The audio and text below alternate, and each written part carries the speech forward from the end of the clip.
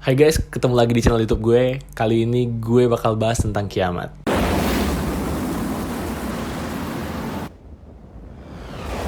Kiamat menjadi sebuah ketakutan tersendiri bagi beberapa orang karena gambaran kiamat yang ada di kepala kita itu adalah sebuah bencana alam yang akan membumi hanguskan seluruh isi bumi nih. Namun apa jadinya jika ternyata kiamat yang dinanti-nantikan itu ternyata tidak terjadi pada hari H? Nah, berikut adalah 3 isu kiamat yang menghebohkan seluruh dunia namun gak pernah terjadi. Ini dia. Jika kamu semua hidup di era 90-an dan tumbuh di awal tahun 2000-an, Y2K atau Year 2 Kilo, atau yang bisa dibilang tahun 2000, pasti gak asing di telinga lo. Meski demikian, lo gak akan nyangka kalau hal ini banyak diprediksi sebagai kiamat nih. Banyak orang yang resah ketika kalender akan memasuki tahun 2000, berarti memasuki abad ke-21. Disebut bahwa kode komputer tak akan mengenali tahun 2000 dan akan menyebabkan semua sistem yang terkomputasi bisa crash. Hal ini disebut akan mengacaukan dunia. Bahkan, jutaan dolar tercatat dihabiskan oleh banyak perusahaan untuk mempersiapkan Y2K yang disebut akan mempengaruhi segalanya, mulai dari retail hingga sistem keselamatan di pesawat. Hal ini terjadi karena komputer pada saat itu diciptakan dengan ujung hitungan sampai 1999. Tahun 2000 dituliskan 00 yang diartikan 1900 oleh komputer. Akibatnya, semua aktivitas yang bergantung pada komputer ikut merasakan akibatnya. Sebutan kutu milenium pun diberikan karena 1 Januari 2000 merupakan awal milenium ketiga. Y2K ini dimanfaatkan oleh beberapa orang Kristen fanatik untuk meramalkan kiamat akan terjadi pada 1 Januari 2000. Ternyata, ketakutan ini terlalu berlebihan. Malahan, tahun baru Masehi 2000 diwarnai dengan pesta kembang api penuh warna dalam rangka memasuki milenium ketiga dan abad ke-21, dengan penuh harapan, impian, dan cita-cita.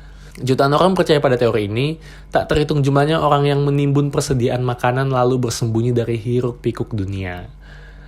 Akhirnya, tidak terjadi apapun.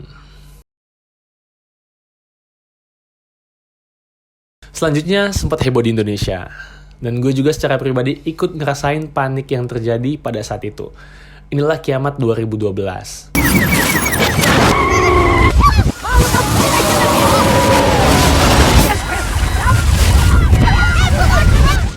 Hal ini berdasarkan kalender kuno suku Maya yang menyebut bahwa akhir dunia akan datang pada tanggal 21 Desember 2012. Banyaknya fenomena alam dan bencana alam banyak dipercayai sebagai ramalan yang menjadi nyata. Internet pun banjir dengan teori-teori konspirasi soal tabrakan galaksi, komet, dan sebagainya. Dan akhirnya NASA pun turun tangan. Para ilmuwan di lembaga antariksa Amerika Serikat tersebut mencari para ahli kalender Maya dan memecahkan bersama masalah akhir zaman ini. Penjelasan NASA akhirnya berkesimpulan soal kalender Maya yang tak akan bisa sesuai jika dikonversikan ke kalender modern. Sehingga kalaupun ada kiamat, tanggalnya tak akan tepat. Selain itu, dalam kalender NASA tak ada komet, planet, atau galaksi lain yang berpotensi tabrakan dengan bumi. NASA bahkan mengeluarkan siaran pers untuk menenangkan masyarakat yang meyakinkan bahwa kiamat tak akan terjadi. Dan benar, dunia terus berjalan sampai saat ini. Sampai gua syuting video ini pun di tahun 2021, kiamatnya nggak datang-datang.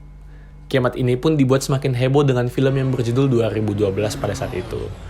Film ini cukup membuat keresahan juga di Indonesia ya. Nah, selanjutnya, nggak jauh-jauh dari negeri sendiri. Yang belum lama terjadi akhir-akhir ini, isu kiamat yang terjadi di dalam negeri.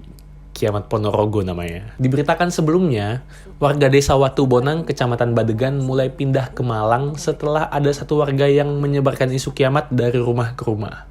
Door to door nih ceritanya. 2 bulan lalu, Katimun, warga desa Watu Bonang, usai pulang menimba ilmu, datang dari rumah ke rumah, mempengaruhi warga dan menyebarkan ajaran tersebut. Saat mendatangi rumah ke rumah, disampaikan kepada warga, kiamat sudah dekat. Kayak judul drama religi ya. Untuk itu, jamaah diminta menjual aset-aset yang dimiliki untuk bekal di akhirat atau dibawa dan disebarkan di pondok. Mereka juga sampaikan kalau masuk ke jamaah ini, maka ketika dunia ini kiamat, mereka tidak ikut merasakan kiamat guys. Jadi mereka akan baik-baik saja selama kiamat itu terjadi.